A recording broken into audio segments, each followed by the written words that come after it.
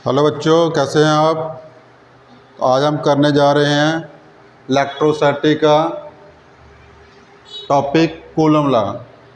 Coulomb law पे हम कुछ न्यूमेरिकल्स करेंगे, बड़े अच्छे न्यूमेरिकल्स हैं।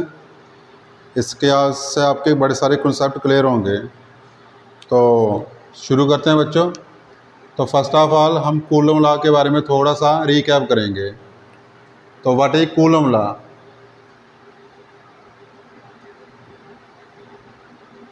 तो कूलम लॉ क्या होता है, हमारे पास दो पॉइंट चार्जेस होते हैं, रेस्ट में हैं, सेपरेटेड बाय डिस्टेंस r।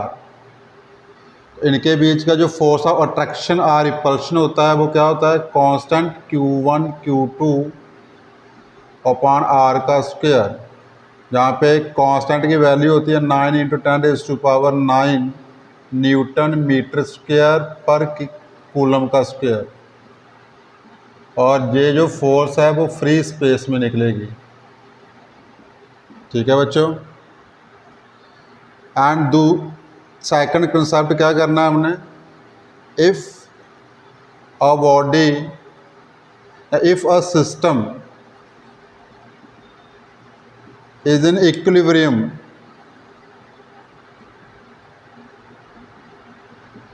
तो सिस्टम पे लगने वाली सारी फोर्सेस का सम क्या होगा, जो एफ नेट निकलेगा वो क्या निकलेगा, जीरो। अगर हमारे पास सिस्टम इक्विलिब्रियम में है तो इट मीन उस सिस्टम में जितनी भी फोर्सेस अप्लाई हो रही होगी उनका vector sum meaning F net क्या रहेगा, जीरो रहेगा। तो करते हैं हम पहला न्यूमेरिकल स्टार्ट। फर्स्ट न्यूमेरिकल में लिखा हुआ है, a tiny ball of mass 20 gram carry a positive charge of 0.04 microcoulomb. It is held stationary by a charge fixed below it at a distance of 10 cm. What should be the magnitude and nature of the charge? तो बच्चों इसमें क्या कह रहा है, हमारे पास एक Tinni ball है, इसका मास कितना दिया हुआ है, 20 ग्राम। तो आपको पता है मास मीन इस पर ग्रेविटी लगेगी mg। ओके, इसका जो चार्ज है वो कितना है, 0.04 माइक्रोकूलम। जो स्टेशनरी है, इट इज हेल्ड स्टेशनरी, और चार्ज फिक्स बिलो, उसके नीचे एक क्या है, चार्ज है। ठीक है, डिस्टेंस कितना दिया हुआ है, 10 centimetre. What should be the magnitude and nature of charge, हमने इस चार्ज का मैग्नीट्यूड निकालना है और इसका नेचर निकालना है। तो बेटे पहले देखिए, इसका जो मास है वो कितना है, 20 ग्राम। जहाँ पे हमें मास दे रखा हुआ है 20 ग्राम, आपको पता है जो इसका वेट होगा वो एक्टिंग डाउनवर्ड। यस, अब इस फोर्स को जीरो करने के लिए हमें इसके ऑपोजिट एक फोर्स अप्लाई करना पड़ेगा, तभी तो जो स्टेशनरी होगा। क्लियर है जी। तो वो फोर्स कौन सा होगा, electrostatic force between Q1 and Q2। सो अगर दिस चार्ज क्या है, पॉजिटिव है, तो रिपल्शन की वजह से ये चार्ज भी क्या होगा, पॉजिटिव होगा। जहाँ से हमें एक क्वेश्चन का आंसर मिल गया, नेचर ऑफ चार्ज। तो नेचर ऑफ चार्ज क्या रहने वाला है, nature of Q2 that is positive. I hope जहाँ तक क्लियर हुआ होगा। नेक्स्ट देखिए, अब हम क्या करेंगे, इसका मैग्नीट्यूड निकालेंगे, चार्ज। तो मैग्नीट्यूड ऑफ चार्ज के लिए हमें डायग्राम में क्लियरली दिख रहा है कि ये चार्ज क्या है, स्टेशनरी है। सिंस Q1 इज स्टेशनरी,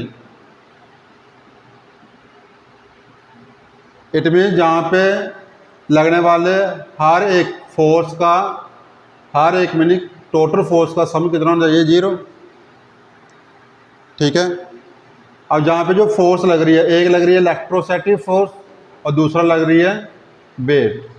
तो इट मीन्स दोनों ऑपोजिट है, M G minus F E is equal to 0।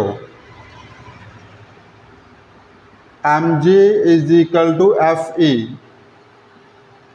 M कितना दिया बेटा 20 gram 10⁻³ into 9.8। Okay. Electrostatic force 9 into 10⁻⁹ Q1 कितना दिया हुआ है? Q1 हमें दिया हुआ 0.04 micro coulomb, 0.04 micro 10⁻⁶, that is Q2 upon distance कितना दिया 10 centimetre, 10 into 10⁻² metre, that is square. तो बेटा जहाँ से सॉल्व करेंगे और हम जहाँ से Q2 फाइंड कर लेंगे। आई होप बेटा क्लियर हुआ होगा। एक बार फिर से देखिए, हमारे पास Q1 दिया हुआ है जो कि क्या स्टेशनरी है। इट मीन इस पे लगने वाले टोटल फोर्स का सम कितना होगा 0 होगा। तो इस पे लगने वाले हमारे पास दो फोर्सेस हैं, एक है वेट, सेकंड इलेक्ट्रोस्टैटिक फोर्स और repulsion due to charge Q2। तो दोनों ऑपोजिट डायरेक्शन में है। It means weight plus minus F E because of opposite direction equal to क्या होना चाहिए 0।